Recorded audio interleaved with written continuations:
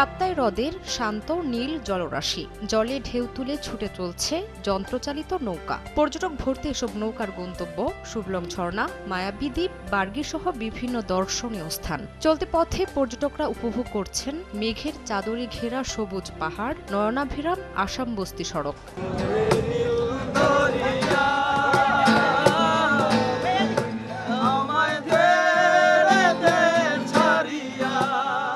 সাপ্তাহিক আর বিজয় দিবস মিলে লম্বা ছুটি, সঙ্গে শীতের পরশ। তাই মৌসুমের শুরুতেই ভ্রমণ পিপাসুদের উপচে পড়া ভিড় রাঙামাটিতে।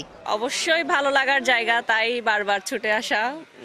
প্রাকৃতিক অনুভব করা যায়। তারপর বিশেষ করে লেকটা খুব প্রিয়। সূর্যের আলোর কারণে অলওয়েজ একটা কন্টিনিউয়াস কালার চেঞ্জ করতে থাকে। এই জিনিসটা আমার মনে হয় না আর অন্য কোথাও গেলে বাংলাদেশে দেখা সম্ভব। ঘুরে পরিবেশ দেখে, প্রাকৃতিক সৌন্দর্য দেখে অনেক ভালো লাগছে।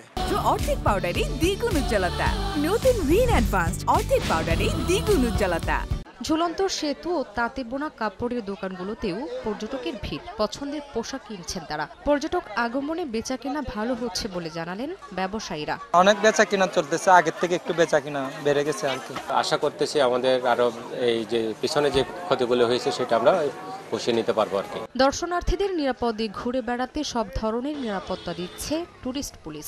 এই শীতের ছুটিতে রাঙামাটিতে প্রচুর টুরিস্টের সমাগম হচ্ছে। তাদের নিরাপত্তায় কাজ করছে টুরিস্ট পুলিশ রাঙামাটি জোন। তারা নির্দ্বিধায় সবগুলো পর্যটন স্পটে ঘুরতে পারছে। রাঙামাটিতে প্রতি বছর প্রায় 5 লাখ পর্যটকের আগমন ঘটে, যার বেশিরভাগই আসেন এই শীত মৌসুমে। সময় সংবাদ, রাঙামাটি।